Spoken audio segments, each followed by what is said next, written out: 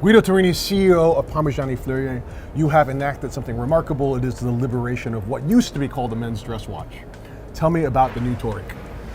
Well, the new Toric is a very important step for the company because it's adding to a sport chic collection, the PF, that we did a couple of years ago, dress watch, as you say, but we've discussed this a long time. Is it a dress watch? Is it not a dress watch?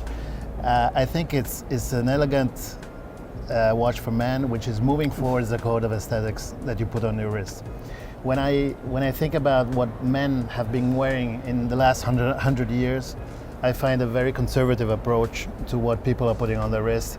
We are basically wearing a suit since the Industrial Revolution. And for the last century, basically, dress watches, elegant watches have been accompanied with a black alligator strap in a glossy way, with a white dial, or very simple and minimal approach to that. Very elegant, very classic. And if you're a little bit crazy, probably you put a little bit of brown on it, and and that was it. Right. And then at a certain point, men started to thanks to the new economy, West Coast in America, you start to be more casual. You start to refuse this way of dressing. So if I have to launch a watch that is a dress watch in 2024, I'm not doing something for 2024. Right. I'm doing something that will anticipate what will be interesting, and to move forward the codes of aesthetic. And this is the choice that we did. So on the Toric, you have simple but basic approach. First of all, the tradition of watchmaking has to be there. The deep culture of the product has to be at the highest level. So only gold movements, only manually winded movements, because that's the most beautiful mechanic that you can have. Finishings that are at the highest level. And then when you get to the aesthetic, you are looking at a very pure aesthetic that is very consistent with the Tonda PF. The style of the brand across the Tonda PF is extremely consistent, but the mood of the watch is totally different. The Tonda PF is a sport watch. You can swim with it. It's very versatile. Here it's much more specific, the use of this watch. And then when you look at the dial, the dial is conveying an aesthetic which is extremely pure. You go to the bracelets, where you have these colors that are pastel, that are in our palette, in a Nambuc finishing, so you touch it, it's very soft, it's very pleasant to touch. And then we have added this stitching, which is called the punta mano, that comes from Napolitan tailoring, which is a stitching distant from the other, very small. Nice touch of aesthetic, but the reference to a cultural heritage. Pin buckle, because Michel is obsessed with this. When you put so much craft in the movement, you have to have a pin buckle to not have a deployment buckle in your eyes when you want to admire the movement.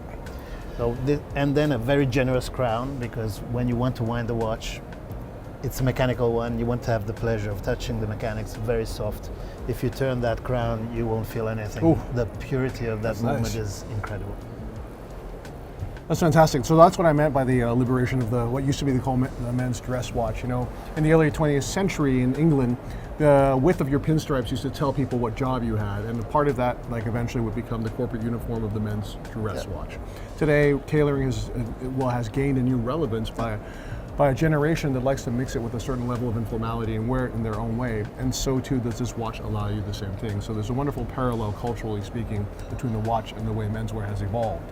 So, okay, we've seen the launch of the Toric. Talk to us a little bit about the new executions that we see in the PF.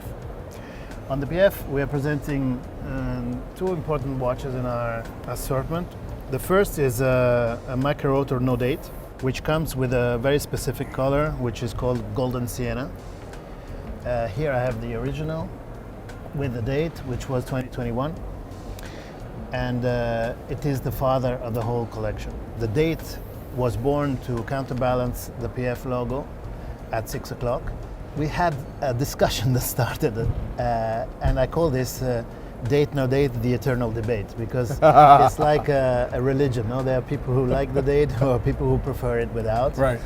And so instead of doing a dial animation, which is not really adding much to the watch and not respecting who wanted to have the watch with the date and with that color. We're adding a no date movement, so it's a different movement with 2 positions on the crown to have the full experience of the maximum purity that you can have on the design of the dial. And it comes with this golden sienna color, which is changing according to the light of the day. If it's a cloudy day or if it's a sunny day, it depends on the light. It can have nuances that go from almost a salmon dial up to almost a yellowish beige color. PF has another important part of the collection, which is the skeletons. You know that we launched the skeleton with an ACT treatment in steel and in gold in 2022. It's been a tremendous acceptance. Fewer pieces, but the value is very important. And this time we're adding the platinum skeleton with a blue Milano movement and a blue Milano dial outside. I love the sentence that Michel says, technique is beautiful, and I think this is one of the statements, because when you design the mechanic of the watch, you're designing also an aesthetic, and technique is functional but has also to be beautiful at the eye. And what I like of this skeleton is that it's very readable. You have a background, which is the movement, which paradoxically needs to be toned down to highlight the hands, because it's very difficult to read a skeleton watch, because brands tend to do everything with the movement, and the movement is a background to reading the time. So you have to tone it down, you have to be monochromatic in order to have a contrast with the hands. And usually who designs the movement is not the person who designs the watch. And you have to have a balance in all the elements of the watch, because at the end the owner is looking at the time and he has to summarize everything, and the eye has to drop on the hands when you're reading the time. Guido, I want to thank you so much for joining us. Again, great collection. Congratulations on the new Toric. It's absolutely sublime. Thank you, sir. Thank you, Ray. It's always a pleasure.